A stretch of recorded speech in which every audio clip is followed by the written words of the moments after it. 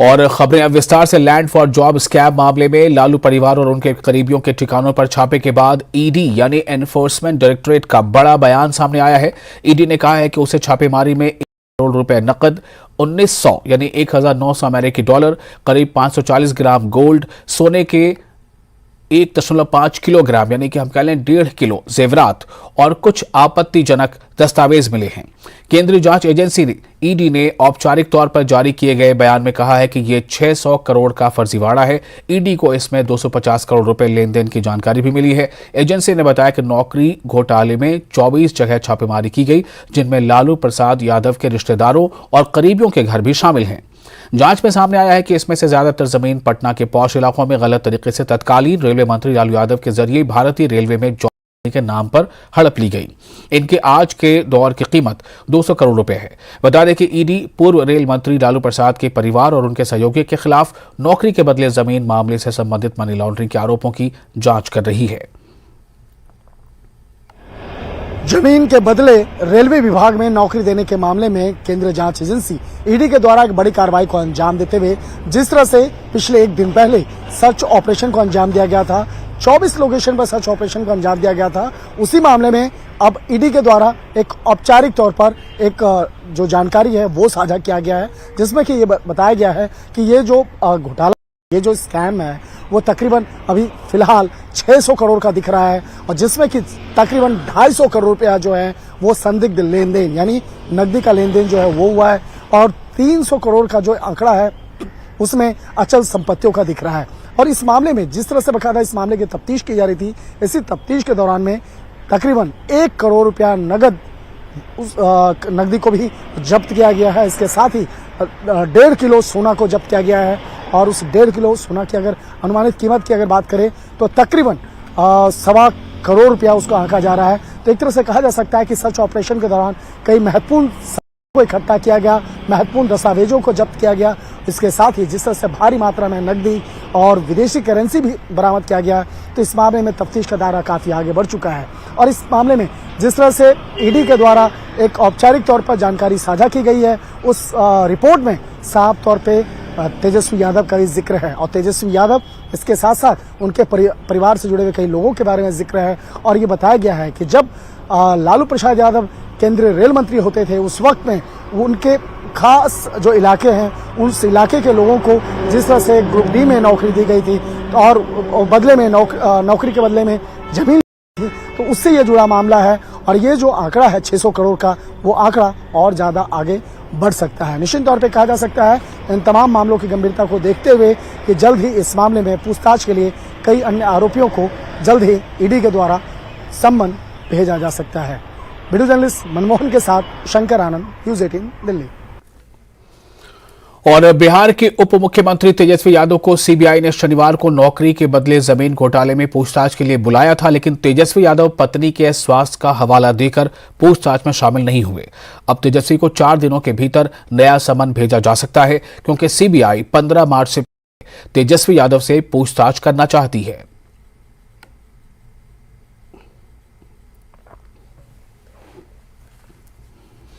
लालू परिवार के खिलाफ केंद्रीय जांच एजेंसियों की कार्रवाई पर सीएम नीतीश कुमार ने कहा कि कार्रवाई पहले भी हुई, अब भी हो रही है, लेकिन अभी तक एजेंसियों को कुछ मिला नहीं। क्या कर रहा है तो न जाने, तो पहले भी किया है, तो कोई इशू तो है, मेरी समझ से कोई खास सीबीआई और ईडी का। अब आप बताइए ना, तो हम आपको बता दिए 17 में हुआ, तब फिर क्या हुआ, अब के बाद फिर हो रहा है, और सब कुछ हो गया तो क्या हुआ। और लालू परिवार और उनके करीबियों पर जांच एजेंसियों की कार्रवाई को लेकर आरजेडी के वरिष्ठ नेता श्याम रजक ने बीजेपी पर तंज कसा है। उन्होंने सीबीआई, इनकम टैक्स और ईडी पर भारतीय जनता पार्टी के विंग यानी उसकी शाखा होने का आरोप लगाया। उन्होंने आरोप लगाया कि बीजेपी देश में फिर से तानाशाही रवैया कायम करना चाहती है। हर पार्टी का अलग अलग प्रकोष्ठ होता है। हमारी पार्टी का भी प्रकोष्ठ है, युवा विंग है, छात्र विंग है, मजदूर विंग है, महिला विंग है। उसी तरह भारतीय जनता पार्टी के भी विंग है। नया विंग भी बना है, जो विंग है सीबीआई, आईटी, ईडी, ये सब भारतीय जनता पार्टी के विंग हैं। उधर बीजेपी ने विपक्ष पर बड़ा हमला बोला है और बीजेपी प्रवक्ता गौरव भाटिया ने विपक्ष पर विक्टिम कार्ड खेलने का आरोप लगाया। उन्होंने नीतीश कुमार पर भी गंभीर आरोप लगाए। ये नहीं बता रहे हैं कि आपने अपनी जमीन दो नौकरी लो, इनका शीर्षक ये भी है। अपनी जमीन दो, गरीब हो तो क्या है, तुम्हारी जमीन पे मेरा हक है, तुम अपनी जमीन दोगे, हम तुम्हें नौकरी देंगे। नीतीश कुमार जी पहले बार बार आरोप लगाते थे, कहते थे लालू प्रसाद यादव, राबड़ी देवी जी, तेजस्वी यादव पर कार्रवाई होनी चाहिए, कड़ी कार्रवाई, क्योंकि ये भ्रष्टाचारी है। ये नीतीश कुमार जी का जनता दल यूनाइटेड के ट्विटर हैंडल से ट्वीट है। आप कह रहे थे इस पे कार्रवाई होनी चाहिए, आज कार्रवाई हो रही है तो जनता ये जानना चाहती है कि पलटू राम आपको जनता इसीलिए कहती है। आप कभी कोई स्टैंड लेते हैं और अगर सहूलियत होती है तो पलट जाते हैं।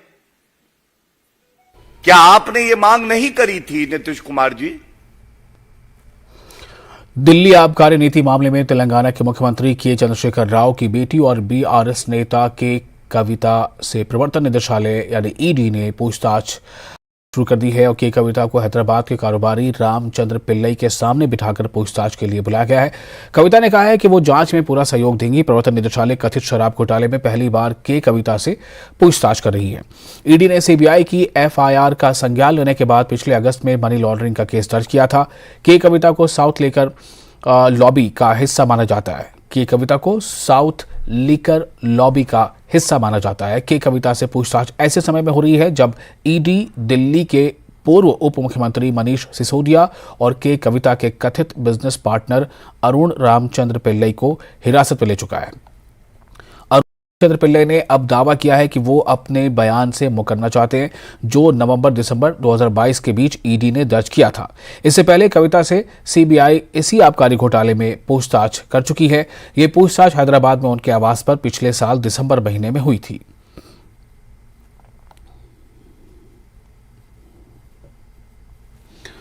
आए दिन विपक्षी दल केंद्र सरकार पर केंद्रीय जांच एजेंसियों के दुरुपयोग के आरोप लगा रहे हैं। दिल्ली की आबकारी नीति को लेकर तिहाड़ जेल में बंद किए गए मनीष सिसोदिया को लेकर आम आदमी पार्टी भी मोदी सरकार पर निशाना साध रही है। इसी बीच शनिवार को आम आदमी पार्टी नेता संजय सिंह ने कहा कि विपक्ष को मार जाएगा तो मोदी चैन से रह पाएंगे। आप सांसद संजय सिंह ने कहा कि वैसे मेरा एक सुझाव था, अगर विपक्ष के सारे नेताओं का एनकाउंटर करवा दिया जाए तो कम से कम पीएम मोदी सुकून से 8 घंटे सो पाएंगे। न विपक्ष रहेगा न लोकतंत्र, बचेगी सिर्फ तानाशाही। ऐसा कहना था संजय सिंह का। कि मोदी जी को समय बर्बाद नहीं करना चाहिए। सारे विपक्ष के नेताओं को एक साथ पकड़ के जेल में डालो, लेकिन इस देश के लिए काम करो। और दूसरी बात, अपने जो मित्र हैं जिन्होंने देश के संसाधनों को लूटा है, जिन्होंने लाखों करोड़ का भ्रष्टाचार कर रखा है, उनके खिलाफ भी कार्रवाई कीजिए, वरना आपकी नीयत पे सवाल उठता है, आपकी कार्यप्रणाली पे सवाल उठता है और आपकी तानाशाही पर सवाल उठता है। अगर मोदी जी वाकई निष्पक्ष है और भ्रष्टाचार के खिलाफ कार्रवाई करना चाहते हैं तो जो लोग उनसे जुड़े हैं उन पर कार्रवाई क्यों नहीं हो रही है? तो बीजेपी का तो नारा है, जो जितना बड़ा भ्रष्टाचारी वो उतना बड़ा पदाधिकारी। हेमंत विश्व शर्मा पे वाटर घोटाले का आरोप लगाते हैं, उसको मुख्यमंत्री बना देते हैं। व्यापम घोटाले के आरोपी शिवराज सिंह को मुख्यमंत्री बना देते हैं। माइनिंग घोटाले के आरोपी येदियुरप्पा को मुख्यमंत्री बना देते हैं। लैंड स्कैम घोटाले के आरोपी नारायण राणे को केंद्र में मंत्री बना देते हैं। ऐसे कितने उदाहरण पड़े हुए हैं। समाजवादी पार्टी के राष्ट्रीय अध्यक्ष अखिलेश यादव 2 दिवसीय गुजरात दौरे पर हैं। इस मौके पर उन्होंने केंद्र और यूपी की सरकार पर तीखे हमले किए। अखिलेश यादव ने कहा कि बीजेपी सत्य के मार्ग को भूल गई है और अहिंसा का रास्ता बुलडोजर ने ले लिया है। अखिलेश यादव ने कहा कि इस देश में जो परंपरा कांग्रेस ने शुरू की थी उसी रास्ते पर बीजेपी चल रही है। सुनिए उन्होंने क्या कहा। भारतीय जनता पार्टी की सरकार देश में आई और खासकर उत्तर प्रदेश में भारतीय जनता पार्टी सत्य भूल चुकी है, वो सत्य के रास्ते पर नहीं है और अहिंसा का रास्ता बुलडोजर ने ले लिया। गांधी के देश में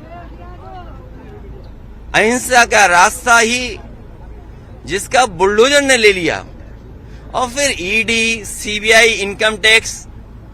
और गुजरात में अगर ये बात हम पूछें, गुजरात के लोग तो मैं जानता हूं, और खासकर उद्योगपति यहाँ के कई बार मुझे मिले हैं, वो कहते हैं कि अगर इनकम टैक्स का छापा उन पे ना पड़े तो उन्हें बड़ा बुरा लगता है। तो गुजरात के लोग तो इस बात को जानते हैं। वो इनकम टैक्स, ईडी, सीबीआई, मैंने एक बार कहा कि ईडी है एग्जामिनेशन डेमोक्रेसी। आपको इस परीक्षा से गुजरना ही होगा। कम से कम बीजेपी कांग्रेस के रास्ते चल रही है। इस देश में जो परंपरा कांग्रेस ने डाली थी उसी रास्ते पे भारतीय जनता पार्टी चल रही है। भारतीय जनता पार्टी कोई नया काम नहीं कर रही। ईडी, सीबीआई, इनकम टैक्स से छापे मारना, और जो लोग छापा मारते हैं वही हश्र होगा जो कांग्रेस का हुआ है। अगर आज ये छापा मार रहे हैं तो कल बीजेपी के भी नाम लेने वाले लोग नहीं बचेंगे। और फिलहाल एक छोटा सा ब्रेक लेते हैं। ब्रेक के बाद नेशनल न्यूज में खबरों का सिलसिला जारी रहेगा।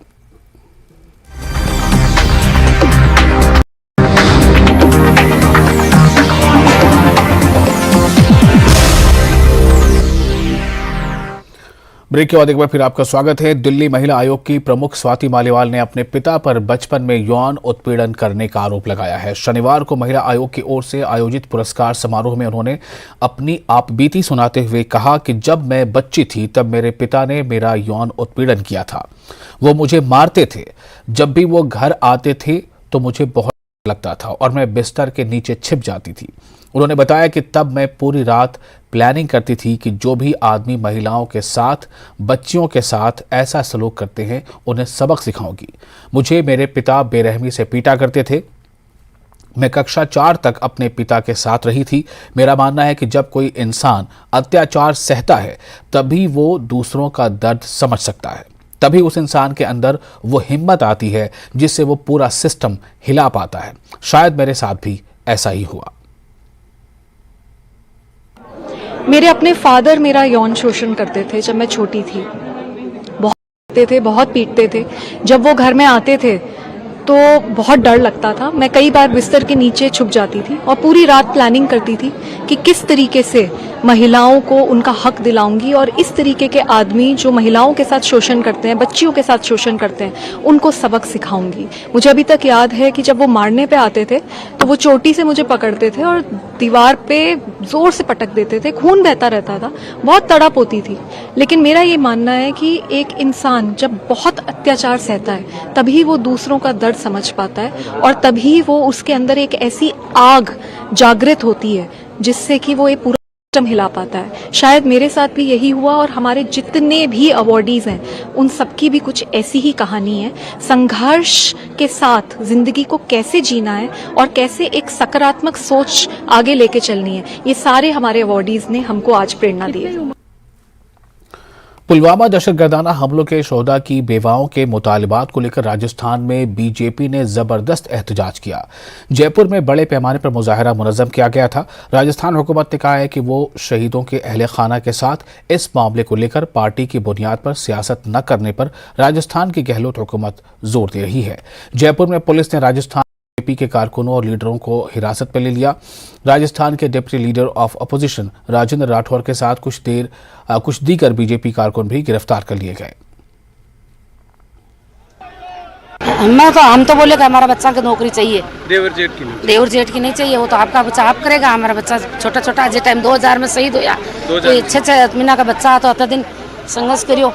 फिर अब मांग यही है। बच्चों को नौकरी। हाँ, बच्चों क्या को। नाम आपका? सर, उनकी इन हरकत की वजह से हमारे शहीद पतियों का नाम भी खराब हो रहा है। जो शहीद हो रहे हैं ना, फौज में जो जा रहे हैं, वो ये हरकत देख के वो भी नहीं जाएंगे। सीएम साहब से यही बात हुई साहब की ये नौकरी जो है हमारे बच्चों को लिए चाहिए बस। अभी जो बात चल रही है प्रकाश की देवर जेठ। हाँ जी, देवर जेठ के लिए हम नहीं कह सकते कि उनको नौकरी दी जाए क्योंकि हमारा कोई साथ नहीं, हमारे बच्चे और हम नौकरी। सीएम साहब ने क्या आश्वासन दिया है? अभी तो कुछ नहीं बोले, उन्होंने यही आश्वासन दिया, पहले से नौकरी दे रखी है, पहले से यही नौकरी, तो वो क्यों मना करेंगे। सीएम साहब ने कुछ आश्वासन नहीं दिया। सीएम साहब जो राज्य सरकार के ऑलरेडी पहले से नहीं है, मैं उनके खिलाफ नहीं जा रहे हैं, तो हम भी नहीं जाने देंगे। उनके हर राय से हम सहमत है। आप क्या चाहते हैं, बच्चों को नौकरी मिले? हम चाहते हैं या तो हमारे को मिले, वीरांगनाओं को मिले, या हमारे बच्चों को मिले, इसके अलावा ना कोई देवर को मिलनी चाहिए। 3 वीरांगनाएं जो बात कर रही है वो गलत है, बिल्कुल सरासर गलत है, मुझसे सहमत नहीं है। और वीरांगनाओं के मुद्दे सचिन पायलट का बड़ा बयान सामने आया है। उनका कहना है कि 1-2 नौकरी बड़ा मसला नहीं है, नियम संशोधन पहले भी हुए हैं, आगे भी हो सकते हैं। उन्होंने सेना पर राजनीति को गलत बताया। हमारी भारत की मातृभूमि की रक्षा के लिए खड़े हैं और वो हम सबका मान सम्मान, हमारा गौरव है, और हमारी सेना हमारा उस पर इतना फख्र हम लोगों को है कि मैं बयान नहीं कर सकता हूँ। तो उस पर अगर राजनीति अगर होती है, कोई भी वो कर रहा हो, मैं उसको गलत मानता हूँ। जहाँ तक वीरांगनाओं का बात है, मैंने कल भी कहा था कि उनकी मांगों को सुनकर शांति से, इत्मीनान से उनको संतोषजनक जवाब देने की कोशिश करनी चाहिए थी। जो काम हम कर सकते हैं वो करने चाहिए थे, जो काम नहीं भी कर सकते हैं तो उनकी बात को सुनकर उनको समझाने की कोशिश करनी चाहिए थी। लेकिन मैंने देखा है कि क्योंकि ये मामला भारत सरकार के गृह मंत्रालय, रक्षा मंत्रालय से जुड़ा हुआ है, वहाँ से कोई अभी ऐसा कोई जवाब या कोई सोल्यूशन का रास्ता दिखा नहीं है। लेकिन इस पर अगर राजनीति हो रही है तो मैं इसको गलत मानता हूँ, क्योंकि हम राजनीति करने के बहुत सारे मुद्दे हैं, लेकिन वीरांगनाओं को लेकर राजनीति अगर होती है तो मैं उसको बहुत गलत मानता हूँ। एक बड़ा गलत संदेश प्रदेश और देश में जाएगा, क्योंकि मत भूलिए जो वीरांगना हैं उनके परिवारों के साथ आज भी जो लोग फौज में काम कर रहे हैं, पैरामिलिट्री फोर्सेज में काम कर रहे हैं, मैं नहीं चाहता हूं कि उनको 1% भी कहीं इस बात का लगे कि भाई ऐसा कुछ नहीं होना चाहिए था। तो मैं तो सैनिकों की शहादत के साथ नमन करता हूं और सलाम करता हूं, और मैं तो कहता हूं हमें आउट ऑफ इट जाके और करना चाहिए। बात अगर 1 नौकरी की है या 2 नौकरी के, बहुत बड़ा मसला नहीं है। इसमें नियम संशोधन पहले भी हुए, आगे भी हो सकते हैं, लेकिन इसमें राजनीति करना और इसमें इस प्रकार से जो माहौल बनाने की कोशिश की जा रही है उसको मैं गलत मानता हूं। और झारखंड में H3N2 के मरीजों की तादाद बढ़ती जा रही है, तो स्वास्थ्य मंत्री बन्ना गुप्ता ने वायरस के प्रकोप से बचने की पूरी तैयारी का दावा किया है। आप ये रिपोर्ट देखिए, हमें इजाजत दीजिए।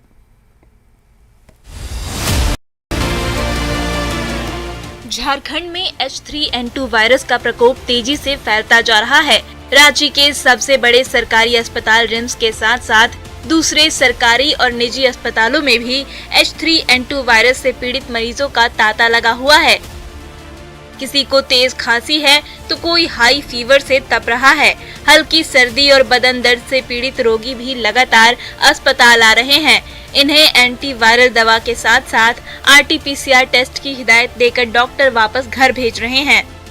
जो भी लोग आ रहे हैं फीवर, कफ और बॉडी एक लेके, उसमें हम लोग के चलते हैं कि हो सकता है इन्फ्लुएंजा हो। ये तो इन्फ्लुएंजा वायरस है, तो हम लोग जब टेस्ट के लिए रिकमेंड करते हैं तो लोग कराते ही नहीं हैं। H3N2 इन्फ्लुएंजा से पीड़ित मरीजों के लक्षण हर साल फैलने वाले फ्लू से मिलते जुलते होते हैं। वो तेज बुखार से तो पीड़ित होते ही हैं, तेज सिर दर्द से भी परेशान रहते हैं। पूरे शरीर में दर्द रहता है, गले में दर्द होता है, तेज खांसी होती है और सर्दी जुकाम तो नाक में दम करके रख देती है। H3N2 वायरस के कहर से बचना है तो फ्लू वैक्सीन जरूर लगवाएं। संक्रमित मरीज से दूरी बनाए रखें। घर से बाहर निकलते समय मास्क पहनें, बार हाथ साफ करें और सैनिटाइज करें और सोशल डिस्टेंसिंग के मंत्र का पालन करें। दरअसल झारखंड में H3N2 वायरस की टेस्टिंग का सीरम ही उपलब्ध नहीं है। ऐसे में सैंपल को जांच के लिए कोलकाता भेजने के सिवाय और कोई विकल्प नहीं बचता है। हालांकि मंत्री बन्ना गुप्ता ने पूरी तैयारी का दावा किया है। सरकार गंभीर है।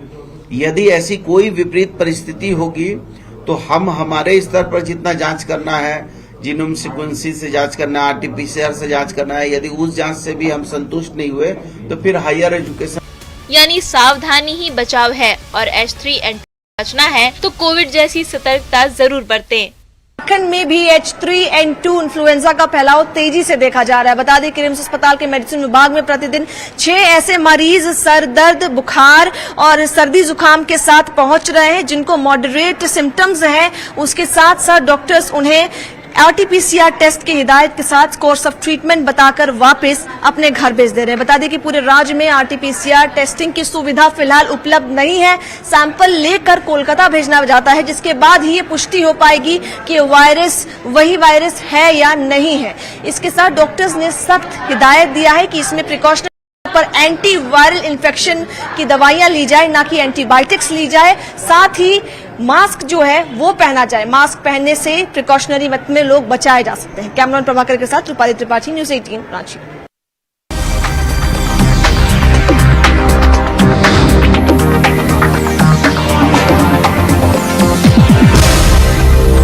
लड़की तेरा नाम क्या है, पूछे वाले पूछे तो बता तेरी पहचान क्या है। तेरा नाम